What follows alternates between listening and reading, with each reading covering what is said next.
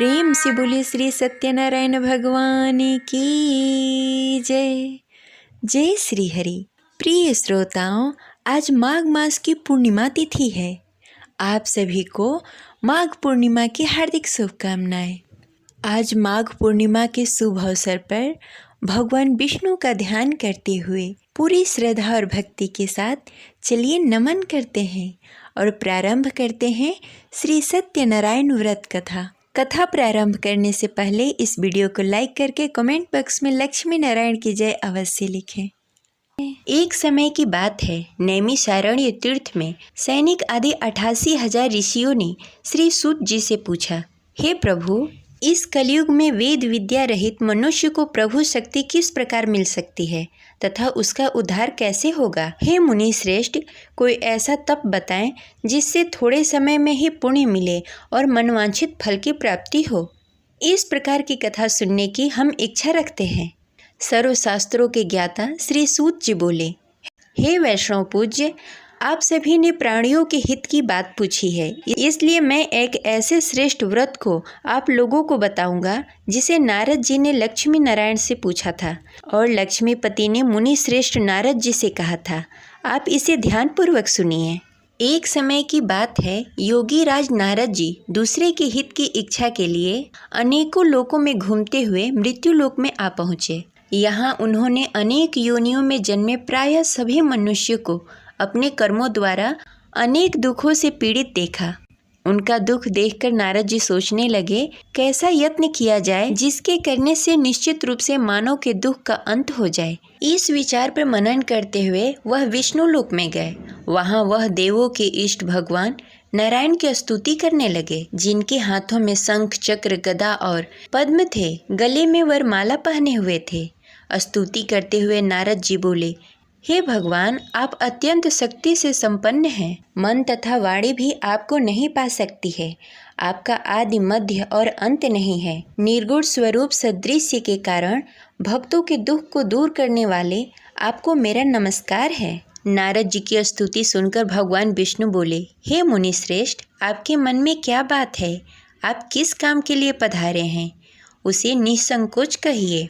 इस पर नारद जी बोले, हे प्रभु, मृत्यु लोक में अनेक योनियों में जन्मे मनुष्य अपने कर्मों द्वारा अनेक दुखों से दुखी हो रहे हैं। हे नाथ, आप मुझ पर दया रखते हैं, तो आप बताइए कि वो मनुष्य थोड़े प्रयास से अपने दुखों से कैसे छुटकारा पा सकते हैं।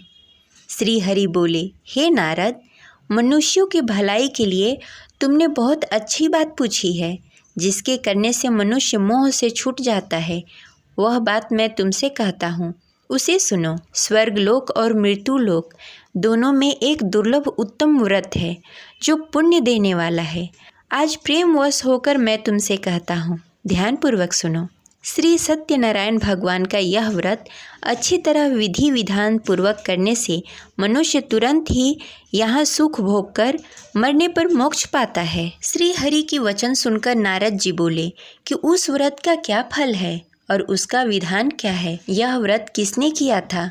इस व्रत को किस दिन करना चाहिए? सभी कुछ विस्तार पूर्वक बताइए।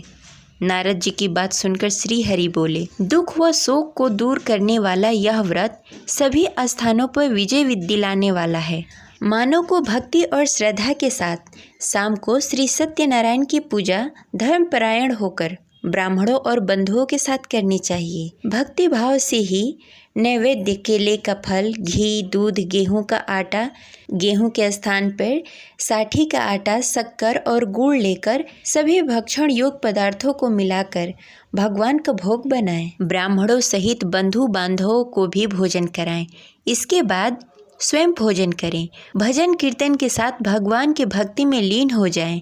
इस तरह से सत्यनारायण भगवान का व्रत करने पर मनुष्य की सारी इच्छाएं निश्चित रूप से पूरी होती है। इस कली काल अर्थात कलयुग में मृत्यु लोक में मोक्ष का यही एक सरल उपाय बताया गया है। इस प्रकार श्री सत्यनारायण व्रत कथा का प्रथम अध्याय संपन्न हुआ। तो प्रेम से बोलिए सत्यनारायण भगवान की जय। श्री सत्यनारायण कथा के दूसरी अध्याय के अनुसार श्री सूत जी बोले, हे ऋषियों, जिसने पहले समय इस व्रत को किया था उसका इतिहास कहता हूँ, ध्यान से सुनो।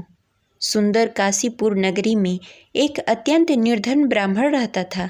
भूख प्यास से परेशान होकर वह धरती पर घूमता रहता। ब्राह्मणों से प्रेम करने वाले भगवान ने एक दिन ब्राह्मण का वेश धारण करके उसके पास जाकर पूछा, हे विप्र, नित्य दुखी होकर तुम पृथ्वी पर क्यों घूमते हो?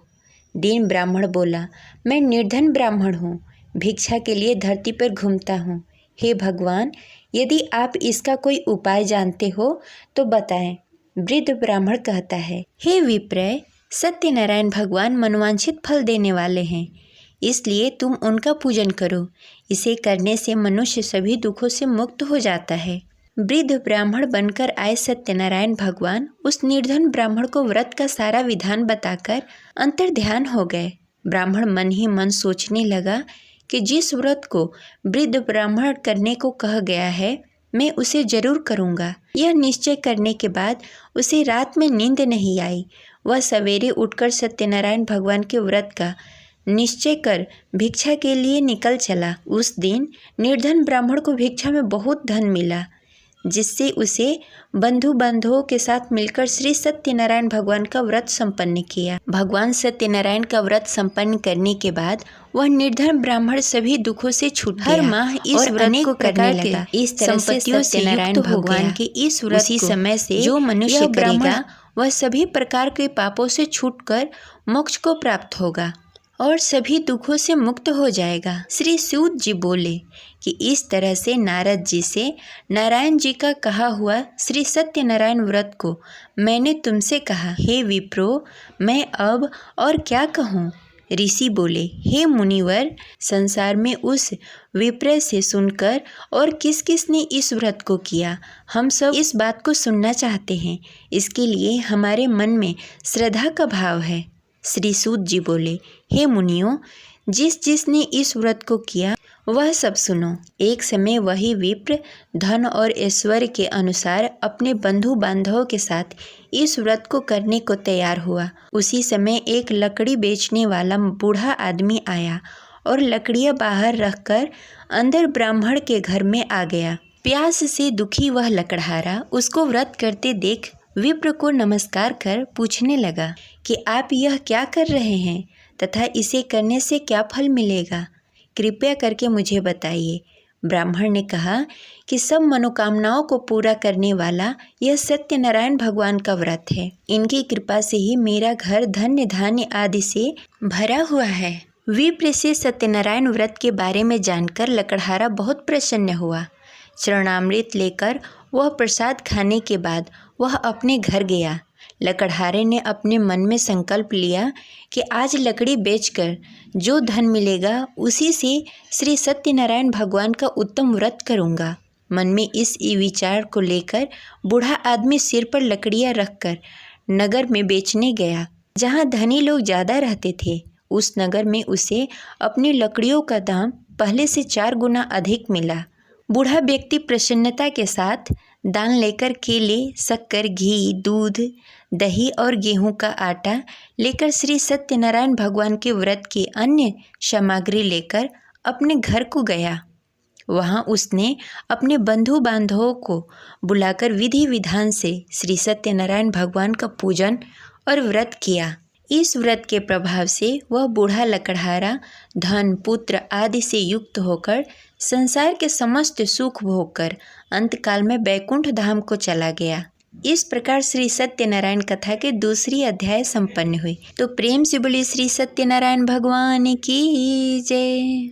सत्यनारायण व्रत कथा के तीसरी अध्याय के अनुसार श्री सूत जी बोले, हे मुनि श्रेष्ठों, अब आगे की कथा कहता हूँ। पहले समय में उल्कामुख नामक एक बुद्धिमान राजा था। वह सत्यवक्ता और जितेंद्रिय था। प्रतिदिन देव स्थान पर जाकर और निर्धनों को धन देकर उसके कष्ट दूर करता था। उसकी पत्नी कमल के समान मुख वाली तथा सती सावित्री थी। भद्रशिला नदी के तट पर दोनों ने श्री सत्यनारायण भगवान का व्रत किया। उसी समय साधु नाम का एक वैश्य आया। उसके पास व्यापार करने के लिए बहुत सारा धन भी था। राजा को व्रत करते देखकर वह विनय के साथ पूछने लगा, हे राजन, भक्ति भाव से पूर्ण होकर आप यह क्या कर रहे हैं? मैं सुनने के लिए इच्छुक हूँ, आप मुझे बताइए। राजा बोला, हे साधु, अपने बंधु बांधवों के साथ पुत्रादि आदि प्राप्ति के लिए यह महाशक्तिशाली श्री सत्यनारायण भगवान का व्रत और पूजन कर रहा हूँ। राजा के वचन सुनकर साधु आदर के साथ बोला, हे राजन, मुझे इस व्रत का सारा विधान कहिए। आपके कथानुसार मैं भी इस व्रत को करूँगा। मेरी भी संतान नहीं है और इस व्रत को करने से निश्चित रूप से मुझे संतान की प्राप्ति होगी। राजा से सारा व्रत का विधान सुनकर व्यापार से निवृत्त होकर वह अपने घर गया। साधु वैश्य ने अपने पत्नी को संतान देने वाला इस व्रत का वर्णन कहकर सुनाया और कहा कि जब मेरी संतान होगी तब मैं इस व्रत को करूँगा। साधु ने इस तरह से वचन कर अपनी पत्नी लीलावती से कही। एक दिन लीलावती पति के साथ आनंदित हो संसारिक धर्म में पवित्र होकर श्री सत्यनारायण भगवान की कृपा से गर्भवती हुई। 10वें महीने में उसके गर्भ से एक सुंदर कन्या ने जन्म लिया। दिनों दिन वह ऐसे बढ़ने लगी जैसे शुक्ल पक्ष का चंद्रमा बढ़ता है। माता पिता ने अपनी कन्या का नाम कलावती रखा।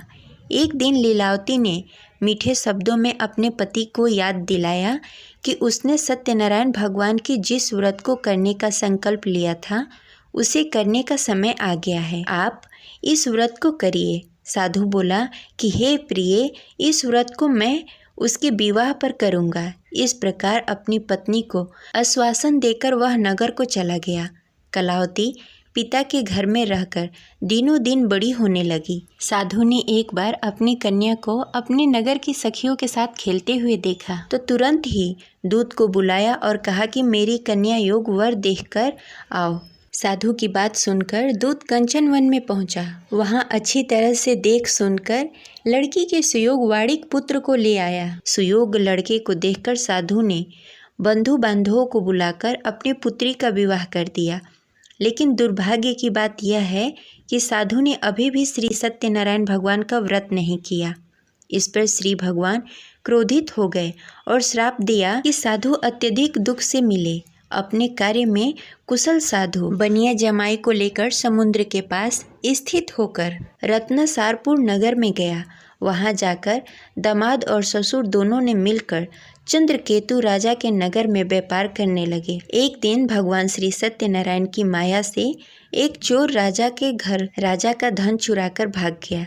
उसने राजा के सिपाहियों को अपना पीछा करते देख चुराया हुआ धन वहां रख दिया जहां साधु अपने जमाई के साथ ठहरा हुआ था। राजा के सिपाहियों ने साधु वैश्य के पास राजा का धन पड़ा देखा तो वह ससुर और जमाई दोनों को बांधकर प्रसन्नता से राजा के पास ले गए और कहा कि उन दोनों चोरों को हम पकड़ लाए हैं, आप आगे की कार्रवाई की आज्ञा दीजिए। राजा की आज्ञा से उन दोनों को कठिन कारावास में डाल दिया गया और उसका सारा धन भी उससे छीन लिया गया। श्री सत्यनारायण भगवान के श्राप से साधु की पत्नी भी बहुत दुखी हुई। घर में भी धन सारा खत्म हो गया। उसे चोर चुरा ले गए। शारीरिक तथा मानसिक पीड़ा और भूख प्यास से अति दुखी होकर अन्न की चिंता में कलावती एक ब्राह्मण के घर गई। वहां उसने श्री सत्यनारायण भगवान का व्रत होते हुए देखा। फिर कथा भी सुनी। वह प्रसाद ग्रहण कर रात को घर वापस आई। माँ ने कलावती से पूछा कि हे पुत्री, अब तक तुम कहाँ थी? तेरे मन में क्या है? कलावती ने अपनी माँ से कहा कि हे माँ, मैंने एक ब्राह्मण के घर श्री सत्यनारायण भगवान का व्रत देखा। कन्या के वचन सुनकर लीलावती भगवान के पूजन की तैयारी करने लगी। लीलावती ने परिवार और बंधुओं सहित श्री सत्यनारायण भगवान का पूजन किया और उससे वर मांगा कि मेरे पति और जमाई शीघ्र घर आ जाएं। साथ ही यह भी प्रार्थना की कि हम सबके अपराध को क्षमा कीजिए। श्री सत्यनारायण भगवान इस व्रत से संतुष्ट हो गए और राजा चंद्रकेतु के सपने में दर्शन देकर कहा कि हे राजन, तुम उन दोनों वैश्यों को छोड़ दो और तुमने जो उसका धन लिया है उसे वापस कर दो। अगर तुमने ऐसा नहीं किया तो मैं तुम्हारा धन, राज्य, संतान सभी को नष्ट कर दूंगा। राजा को यह सब कहकर भगवान अंतर ध्यान हो गए। प्रातःकाल सभा में राजा ने अपना सारा सपना सबको सुनाया। फिर बोले कि वड़िक पुत्रों को कैद से मुक्त कर सभा में लाओ। दोनों ने आते ही राजा को प्रणाम किया। राजा मीठी वाणी में बोला कि कि हे महानुभाव, भाग्यवश ऐसा कठिन दुख तुम्हें प्राप्त हुआ है, लेकिन अब तुम्हें कोई भय नहीं है। ऐसा कहकर राजा ने उन दोनों को नए वस्त्र आभूषण भी पहनाए और जितना धन उनका लिया था उसे दुगना धन वापस कर दिया। दोनों वैसे अपने घर को चले गए। इस प्रकार सत्यनारायण व्रत कथा की तीसरी अध्याय संपन्न हुई। तो प्रेम से बोलिए भगवान सत्यनारायण की जय। सत्यनारायण कथा के चौथे अध्याय के अनुसार सूत जी बोले, वैश्य ने मंगलाचार कर अपनी यात्रा प्रारंभ की और अपने घर की ओर चल पड़ा। उसके थोड़ी दूर जाने के बाद एक दंडी वेशधारी श्री सत्यनारायण ने उससे पूछा, हे साधु, तेरे नाम में क्या है? अभिवाड़िक वड़िक हंसता हुआ बोला, हे दंडी, आप क्यों पूछते हैं? क्या धन लेने की इच्छा है? मेरे नाव में तो बेल और पत्ते भरे हुए हैं। वैश्य के कठोर वचन सुनकर भगवान बोले, तुम्हारा वचन सत्य हो। दंडी ऐसे वचन कह वहाँ से दूर चले गए। कुछ दूर जाकर समुद्र के किनारे बैठ गए। दंडी के जाने के बाद साधु वैश्य ने नित्य क्रिया के पश्चात नाव को ऊंची उठते देखकर अचंभा माना और नाव में बेल पत्ते आदि देखकर मूर्छित होकर जमीन पर गिर पड़ा। मूर्छा खुलने पर वह अत्यंत शोक में डूब गया। तब उसका दामाद बोला कि आप शोक न मनाएं, यह दंडी का श्राप है, इसलिए हमें उसके शरण में जाना चाहिए, तभी हमारी मनोकामना पूरी होगी। दामाद की बात सुनकर वह दंडी के पास पहुंचा और अत्यंत भक्ति भाव से नमस्कार करके बोला, मैंने आपसे जो असत्य वचन कहे थे उसके लिए मुझे क्षमा कर दें। ऐसा कहकर महान शोकातुल्य होकर रोने लगा। तब दंडी भगवान बोले, हे वड़िक पुत्र, मेरी आज्ञा से बार बार तुम्हें दुख प्राप्त हुआ है, तुम मेरी पूजा से विमुख हुआ। साधु बोला, हे भगवान, आपकी माया से ब्रह्मा आदि देवता भी अपने रूप को नहीं जानते, तब मैं अज्ञानी कैसे जान सकता हूँ? आप प्रसन्न होइए। अब मैं समर्थ के अनुसार आपकी पूजा करूँगा। मेरी रक्षा करो और पहले के समान नौका में धन भर दें। साधु वैश्य की भक्ति पूर्वक वचन सुनकर भगवान प्रसन्न हो गए और उसकी इच्छानुसार वरदान देकर अंतर्ध्यान हो गए।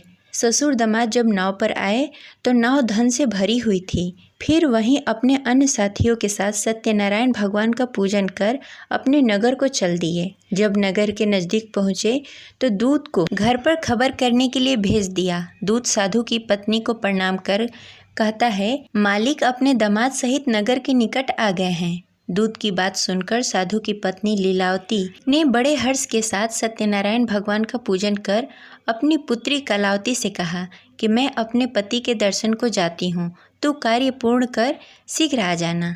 माता के ऐसे वचन सुनकर कलावती जल्द से प्रसाद छोड़कर अपने पति के पास चली गई। प्रसाद की अवहेलना के कारण श्री सत्यनारायण भगवान रुष्ट हो गए और नाव सहित उसके पति को नाव में डुबो दिया।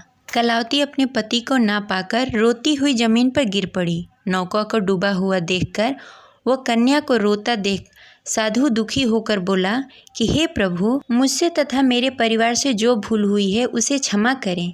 साधु की दीन वचन सुनकर श्री सत्यनारायण भगवान प्रसन्न हो गए और आकाशवाणी हुई, हे साधु, तेरी कन्या मेरी प्रसाद को छोड़कर आई है, इसलिए उसका पति अदृश्य हो गया है। यदि घर जाकर प्रसाद खाकर लौटती है तो उसे उसका पति अवश्य मिलेगा। ऐसी आकाशवाणी सुनकर कलावती घर पहुंचकर प्रसाद ग्रहण करती है और फिर आकर अपने पति के दर्शन करती है। उसके बाद साधु अपने बंधु बांधवों के सहित श्री सत्यनारायण भगवान की विधि विधान से पूजा करता है तथा इस लोक से सुख भोग कर अंत में स्वर्ग को जाता है। इस प्रकार सत्यनारायण व्रत कथा की चतुर्थ अध्याय संपन्न हुई। प्रेम से बोलिए श्री सत्यनारायण भगवान की जय। श्री सत्यनारायण भगवान के पंचम अध्याय के अनुसार श्री सूत जी बोले, हे ऋषियों, मैं और भी एक कथा सुनाता हूँ, उसे ध्यान पूर्वक सुनो। प्रजा पालन में लीन तुंगध्वज नामक एक राजा था। उसने भी भगवान का प्रसाद त्याग कर बहुत दुख सहन किया। एक बार वन में जाकर वन्य पशुओं को मारकर वह बड़ के पेड़ के नीचे आया। वहाँ उसने ग्वालों को भक्ति भाव से अपने बंधुओं के सहित सत्यनारायण भगवान का पूजन करते देखा। अभिमानवश राजा ने उन्हें देखकर भी पूजा स्थान में नहीं गया, न ही उसने भगवान को नमस्कार किया। ग्वालों ने राजा को प्रसाद दिया, लेकिन उसने वह प्रसाद नहीं खाया और प्रसाद को वहीं छोड़कर अपने नगर को चला आया। जब वह नगर में पहुंचा तो वहां सब कुछ तहस नहस हो गया था। वह शीघ्र ही समझ गया कि यह सब भगवान ने ही किया है। वह दोबारा ग्वालों के पास पहुंचा और विधि पूर्वक पूजा कर प्रसाद खाया और श्री सत्यनारायण भगवान की कृपा से सब कुछ पहले की जैसा हो गया। दीर्घकाल तक सुख भोगने के बाद मरणों उपरांत उसे स्वर्गलोक की प्राप्ति हुई। जो मनुष्य परम दुर्लभ इस व्रत को करेगा, वह श्री सत्यनारायण भगवान के अनुकंपा से उसे धन्य धान्य की प्राप्ति होगी, निर्धन धनी हो जाएगा और भय मुक्त होकर जीवन जीता रहेगा। संतानहीन मनुष्य को संतान सुख मिलेगा और सारी मनोकामनाएं पूर्ण होगी। मानो अंत काल में बैकुंठ धाम को जाएगा।